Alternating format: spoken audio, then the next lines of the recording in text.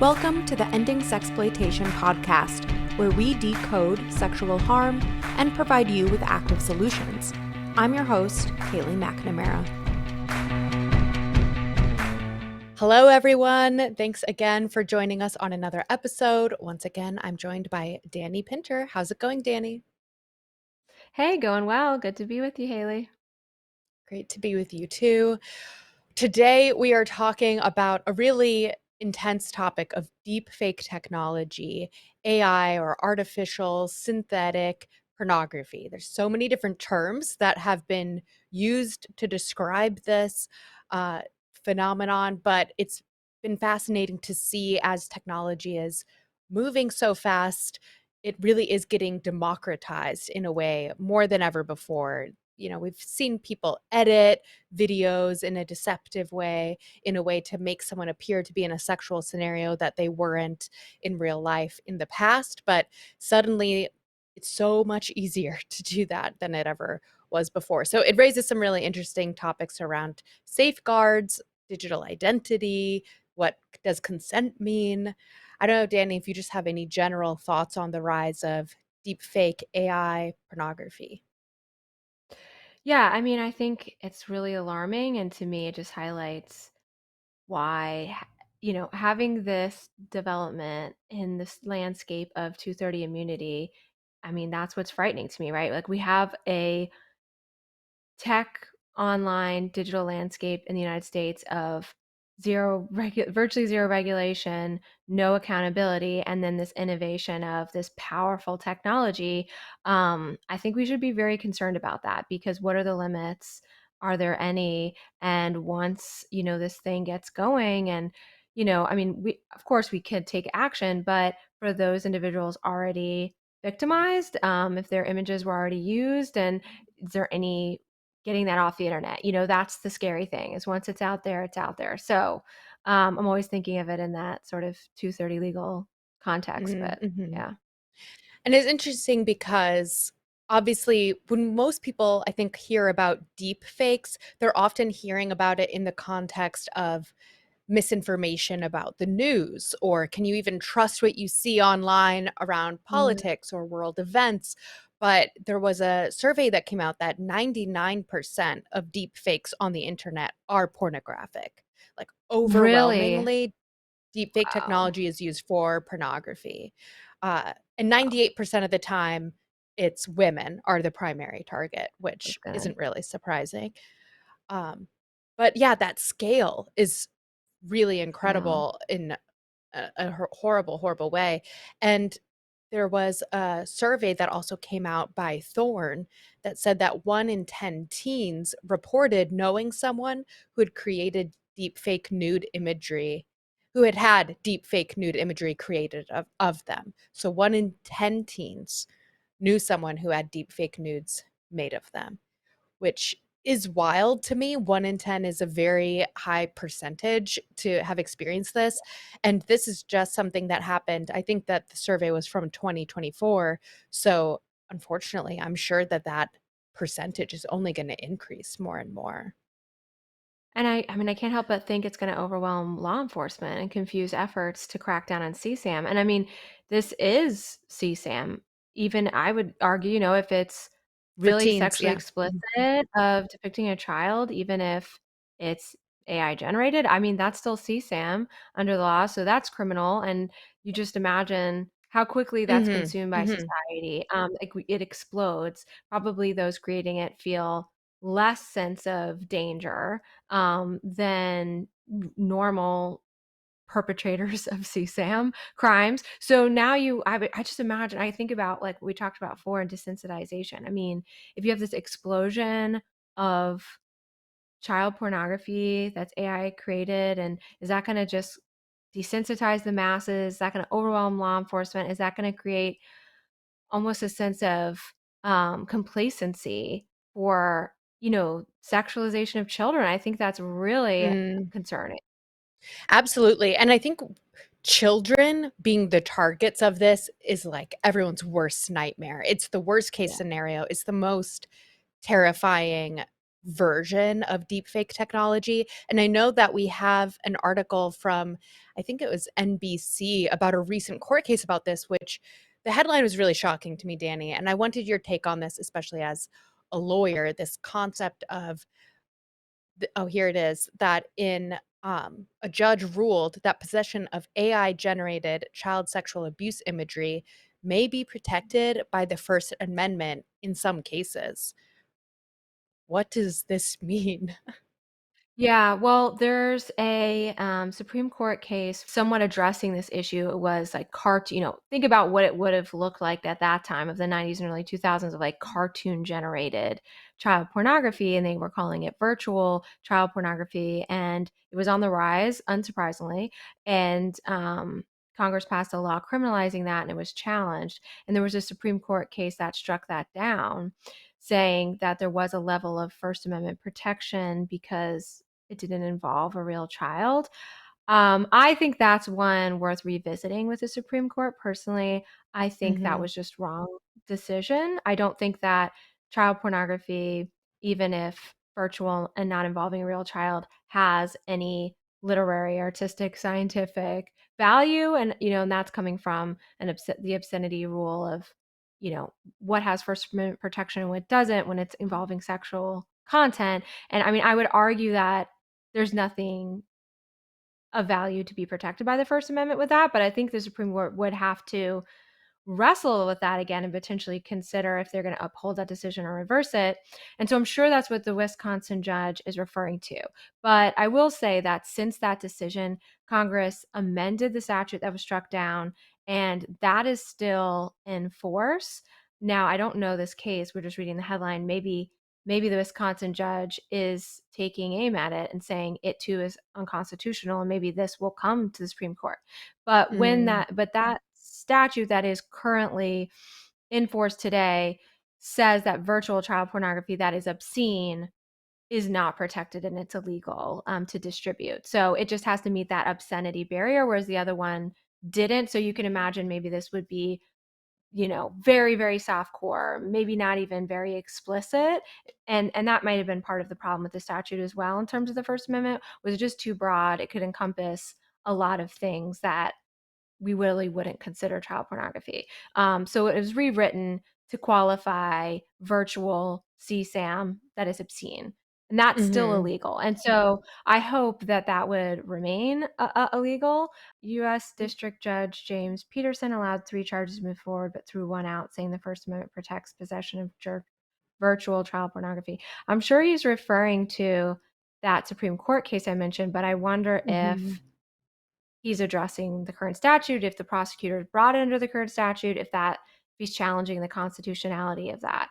We'd have to dig into the case to see. But I think Mhm. this is an important thing to watch, and I think it's something I do hope that in this age, I think we're going to see. I think we're going to see a slew of Supreme Court decisions finally addressing the internet. The Supreme Court has avoided it. Mhm. 230 has allowed the Supreme Court to avoid it because everything gets tossed out whenever there's like a website issue almost, right? It gets tossed out under 230, and the Supreme Court has not been willing to take up cert for any of those cases, has never interpreted 230 ever. And so we have basically a black hole of just no legal guidance from the Supreme Court Mhm. about internet-based crimes or torts or harms. So I think, that can only go on for so long. I would hope the court, you know, decides it's time to start giving some guidance in that and applying our rule of law to the internet. So I think we're going to Yeah. see that. I think we'll probably see that with AI. We're going to see that with AI CSAM, AI image-based sexual abuse, 230 writ large. What does that really mean? What are its parameters? I think that's in the near future. Oh, man, and I really hope that it is, because I think even just the fact that there's any kind of friction, question, unanswered questions around how the courts should handle AI child sexual Yeah. abuse material is really disturbing, and I think it just shows how slow the courts are in responding to, or our legislators in responding to, changing technology and what is possible. So And gosh, I just really. prosecutors are not going to build a case around an uncertainty. I mean, that's just a practical Right. reality, and I honestly they shouldn't, right? Because it could be really traumatizing for the victims and then to ultimately lose on the court deciding that this law is unconstitutional. So, yeah, it doesn't really help anyone to have this ambiguity, to your point. Mhm. There's a recent article in Forbes just about this issue of pedophiles using AI to turn even children's social media photos into child sexual abuse materials, which I just think is really important to recognize and look at. And we can even scroll down a little bit, and there is a quote by a Mhm. child exploitation investigator, yes, right here, that says the irony of AI CSAM, child sexual abuse material, is that even the victim might not realize that they're a victim. Um, and I know that I have heard before from people who've spoken about the impact of discovering that there's child sexual abuse material of them that they hadn't realized was on the internet, how traumatizing that is. The fact that that can now happen to any child who's online. Um, and people often think that this deepfake technology, it takes you being an incredible tech expert who's just in the basement typing away on a computer. But there are like open source, really unfortunately easy tools on platforms like Microsoft's GitHub and others that make it possible to create sexually explicit deep fake imagery of someone in less time than it takes to brew a cup of coffee. So, unfortunately, it is really easy to make these images So and accessible to from any just a couple any internet photos. perv. Yeah. Yeah, and, Mhm, like, thinking about I think we're all, as a society, recognizing the harm of children being exposed to, hardcore sexually explicit content at such a young age. It's so accessible. It's basically unavoidable now for today's children. Imagine, as a young child, also being exposed to sexual abuse imagery of yourself. I mean, can mm, you imagine the ramifications of that exposure, of seeing yourself sexualized by adults and then trying to understand that adults are getting sexual gratification from these sexual images of you? I mean, I just have to imagine that that just will disrupt that child's identity and, sexuality and views of sex forever. I mean, I can't imagine that's not gonna have lifelong effects, and it can happen at mhm, such a young age. It's just so disturbing and upsetting.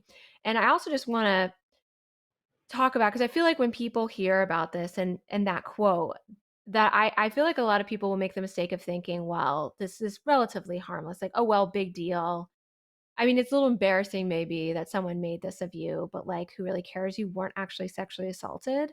Um, and I just mm, wanna basically confront that, because we've heard from so many victims of this, adult victims of, deep fakes or image-based AI, image-based sexual abuse where, yeah, they didn't experience a sexual assault, but, images of them were turned into pornography and spread around. And one woman told me, I mean, tearfully, in such distress, that it felt like she had been sexually violated. Like, she was so traumatized. She was so plagued by anxiety and intrusive thoughts all the time. Her privacy, like, she felt like she couldn't.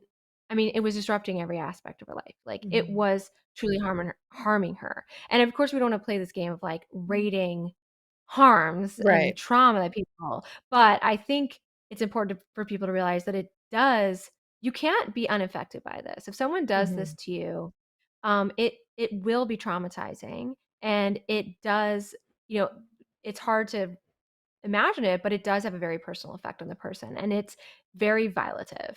And mhm, thinking that other people are, and that's the thing I think people don't wanna wrestle with is, oh, they just think, "Oh, the image is out there, it's embarrassing." It's like, no, people are sexually gratifying themselves to these images, and the person who's depicted knows that. They know that mhm, they are now being used by other people against their will, that they're being looked at a certain way that they have no control over. And that is really, really disturbing and traumatizing, causes a lot of identity issues and trust issues. And on top of that, there's no escaping the harassment element of this. Like, once yeah. these images are The created to harass, anxiety. and then they cause harassment. People who consume these images become often become obsessed, become stalkers, try to find you. Whole communities and fan clubs have been built around CSAM images. Like there are literal fan clubs of series of CSAM images, as disturbing as that is. And I have to think that's probably the same even with adult abuse content. Like they, these perpetrators create communities around this. And Mhm. that can be life threatening at the worst end of the spectrum. And at the lowest end of the spectrum, it leads to tons of harassment. So there's a lot of real world harms that come from this type of Yeah, abuse. the harassment, the chance I know that in other contexts, but we've spoken before with survivors who images get sent to their boss, sent to their Yeah, pastor, exactly. sent to their family members, even just that low grade anxiety of getting on a bus and not knowing if someone has seen images of you in a situation like this is always Ridiculous. so unjust. Yeah. Yeah. And so it's absolutely so harmful. I think with this democratization of deepfake tech, it's being used in these very overtly, obviously nightmarish scenarios, but it's also being used in less overtly abusive ways, but ways that can still really blur ethical lines around consent and identity online. And so there's this trend, and I think you can pull up a picture, Tim, of one of these apps. I don't know if you had seen these before, Danny. There are these apps that are popping up all over that are AI deepfake kissing apps or AI deepfake kissing and hugging apps. And What? they are popping up everywhere. And it's very crazy because you can even see here at the top, they are advertising themselves, yeah, as Yeah, a way. explain this to me. How does this work? So these are apps that are really Kiss AI marketing videos. That's themselves so weird. marketing themselves as this is a way you can get a video of you kissing your crush, kissing a celebrity, kissing a stranger, kissing loved ones. Wow. And this started to pop up in the zeitgeist because there are all of these ads, and you can go on to the ad video. It's just 10 seconds. It's nothing sexually explicit, but it's very disturbing. This is what it looks like when you use this AI app. You can take two pictures of maybe a man and a woman, put them next to each other, and then the AI creates a video of these two people kissing. It's so realistic. Oh, that's S- so Yeah, creepy. it's so creepy. It's so That's such a disturbing. violation. Can you imagine every kid unfortunately, I mean, my goodness, I remember being in middle school, every kid in middle school would be doing this. Yes. Every kid would be doing Yes. this. And I mean, Myself. Yeah, go on. there's so many I'm imagining, of course, we don't I mean, it would be curious to see the real world effects of this, but I can imagine so many issues. One, the person at the who receiving end of this, who didn't consent to that, is gonna feel so weird. And 2, I have to imagine this breaks down barriers and creates, like, a sense of entitlement. Like, if you've consumed and watched over and over and over a video of yourself kissing someone else, would that break down Mhm. the barriers of, like, violating this person's space or just trying to kiss them or feeling you're entitled to that, you know? Um, Especially for kids who, like, do not have Yeah. the development to navigate this at all. Yes, exactly, exactly, and there's a Forbes article that, came up out recently about this rising trend, and it was showing that there are so many ads Wow. promoting these on, and I think if you scroll down a bit, we'll be able to see thousands of ads going out on Meta and also on TikTok that are promoting, and like that Oh, video that we just saw was a video of kiss one your of these crush. ads, Kiss your and ex. it's your Oh my ex, god. kiss your ex is some of the marketing that they're using. So it's fascinating too because they're even in their marketing language, it's almost They're hinting implying or at encouraging non-consensually using right, another person's non-consensual. image. Yeah, Like whether that's a celebrity, a absolutely. crush, your ex. Can you imagine if someone were to if you found out that an ex was creating imagery of you kissing them or your Oh my gosh, neighbor or your it's boss, scary. Well, and it's very imagine scary. these abusive relationships, where you have all these ultra controlling people Mm. where it's almost life-threatening. We know that it's life-threatening for women to leave these relationships. They actually do leave them. This person is gonna do everything they can to keep exerting control over their ex. They would use something like this and use it as harassment, probably send the video to her every day, to everyone she knows, constantly. I mean, that is frightening. Absolutely. And I think something that's so interesting about this issue is because someone might look at it and say, "What's the big deal?" Because it's not sexually explicit. Now, do I Right. know that these apps have incredible safeguards in them to prevent the uploading of a nude image, and making nude images kiss each other? I don't know. I counted at least 28 of these apps, across between Apple and Google Wow. Play, and I think that there's more. Do all of them have those safeguards? I don't know. Probably none of them Do do. they Why have would s any of them? Probably none of them do. Do any of them have safeguards against having an image of an adult and a child kiss? I don't know. Mm, It's probably not, based on the fact that these seem to come from really random app distributors. I haven't, like, traced it all the way back. I don't understand where these are coming from, but it's not like it's a Disney AI kissing app, right? right, Like, they're created right. from really random places on the internet, Obscure. Yeah. very obscure. But someone might say, "It's weird, but it's not sexually explicit on its face."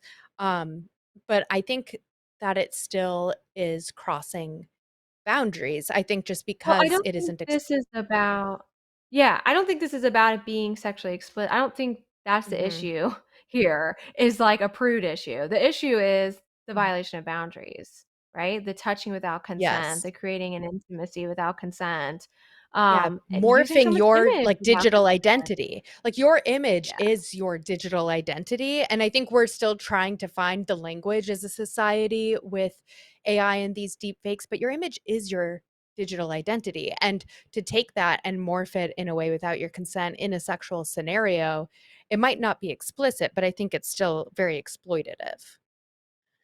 Yeah, I Um mean, we would never I mean, we America holds copyright law sacrosanct, and, like, we would never I mean, there's lawsuits literally every day from, like, even influencers trying to use celebrity endorsements in a deceptive way, like, without permission, right? Mm, Like, a company would never just if you use a company logo, use a company image in a deceptive way, forget sexual, not just for your own purposes without permission, that would be a copyright violation. I mean, that's one of the most powerful protections we have in the law, yet for some reason, we're baffled as to how to protect individuals' images. I mean, I would argue you already have a mhm. copyright to your image if you haven't sold it.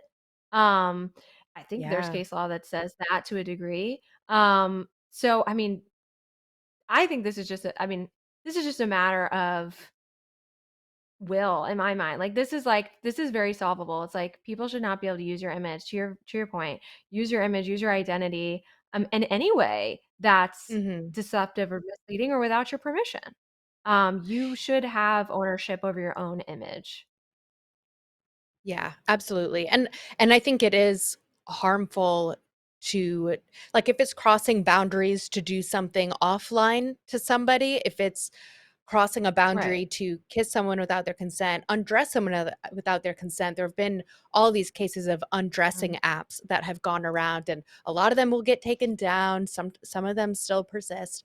Um, if it's crossing a boundary to do those things to someone without their consent offline, then it still is crossing a boundary to do it online. And I just think for younger generations that are living so much of their life online, it's really important for them to get that message, because I think a lot there's that trick that happens in our brain when we're looking at a screen. It feels like it isn't real, so you don't really think about what you're doing as much, and to make a video, you would say, "Oh, I would never kiss someone without their consent," but then you can alter their image in a way like this, and maybe just feel like it's fantasy and not realize the deeper implications of what's going on.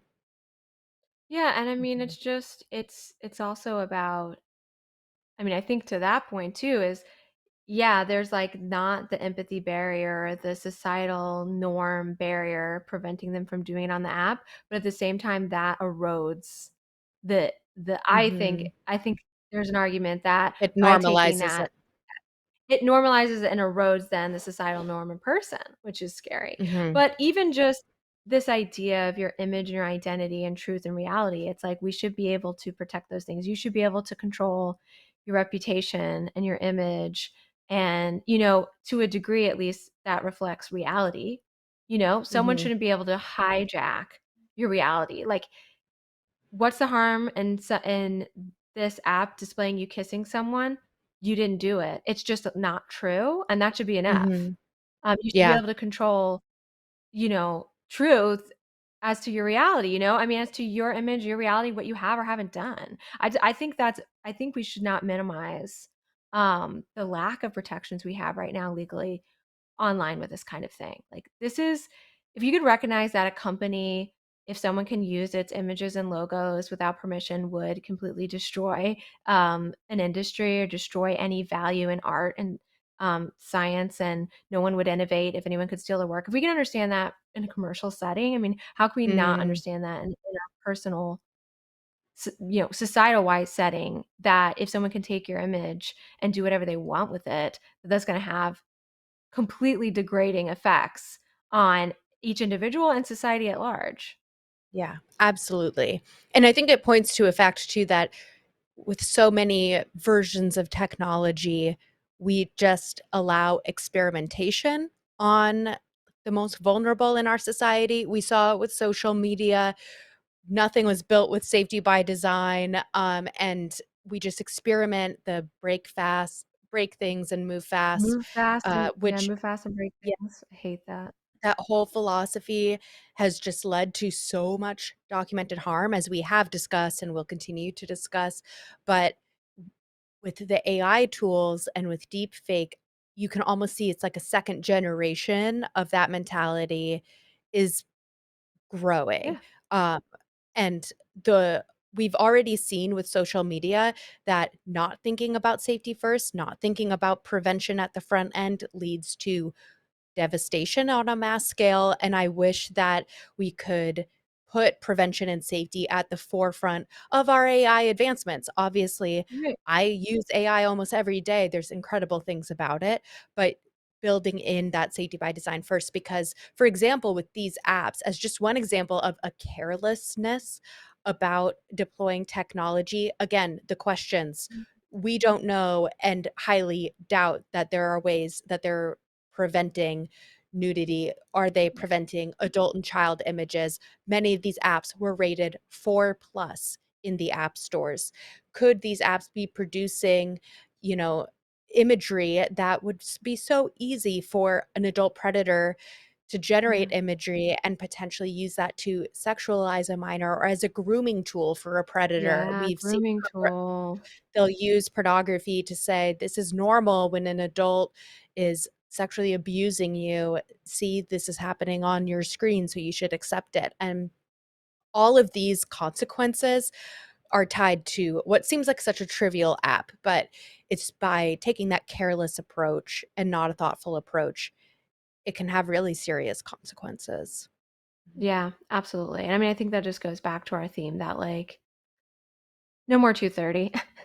Or Mhm. we need some internet regulation, and, I mean, that's the thing, if these app creators knew that they could face liability, they would be contemplating all the things we're talking about now, because they would wanna guard against them to avoid Yes. potential liability, and, like, we just have to create that incentive structure, it just needs to become part of the equation, and it literally won't if there isn't a financial motivation, unfortunately. Mhm. But that's, and that makes me think of the Take It Down Act, which was Yes. introduced earlier this year. Um, it was endorsed by Melania Trump, who had been a victim of some image-based sexual abuse earlier, harassing her. And I love the Take It Down Act. To me, again, like we've said before, it doesn't just you can't wave a magic wand and solve all of the problems, but what is so great about this is it tracks copyright law, which we already know works, right? Copyright law already works. It's the one thing we have that's in effect on the Mm. internet. You're never going to watch a full Disney movie on YouTube, and the only reason for that is because Disney will fight for its copyright, right? And so those things get taken down immediately. So we know it's possible, and this tracks it completely, has a very similar structure of the notice and takedown procedure and process. And if it's not done, then there's fines and there's civil action. And I think it's a really, well written, constitutional, and very practical solution to the issue of, images that are not consensual. What can you do? Mhm. You should be able to easily. Every website should have a place where you can easily request it taken down, and they should be acting on that in a timely manner.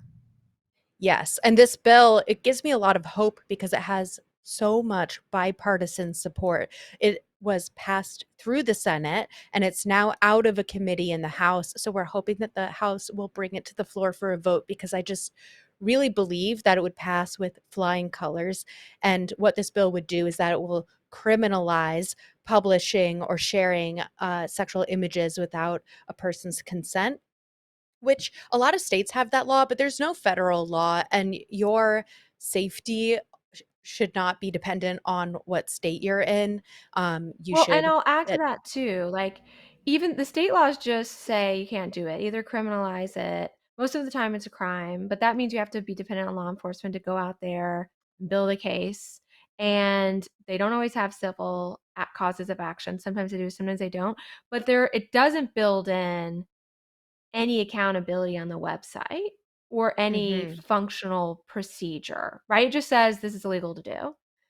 But the Take It Down Act will build in the back end, right? It puts responsibility on the platform to have a you need to provide a form and ability on your website so someone can let you know, and you need to have built in that you have to take it down within a time. Like that Mhm. changes the Within game 48 so hours. dramatically. I was wondering what the frame was. 48 Mhm. hours. I mean, that will be so dramatic that you could actually, because most of the time you go on the website and you can't even figure out how to report this thing. Nevertheless, try to take it down, and they make it, in my opinion, I'm assuming this, I don't know for a fact, but it certainly seems they make it as difficult as possible, right? Of To convey course, any yeah. information about what's wrong with the image and speak to a person, forget it, that kind of thing. So it requires them. You just need to make it obvious, where does this person go? They put this notice and it's automatic for you. There's no, because that's the thing about copyright, and we know it works. So I don't want to hear any arguments from tech or free speech people or anything else. When nobody is sitting there having to decide, is this a copyright violation or not? No. When they receive the notice, it comes down. If it's not a Mhm. copyright violation, the poster can then appeal that, and they have their own process to appeal it. And then there's penalties on both sides for disingenuous either takedown or disingenuous fighting of it. And that then puts it back on the individuals. If they actually are doing something dishonest, they're going to be having to pay for it.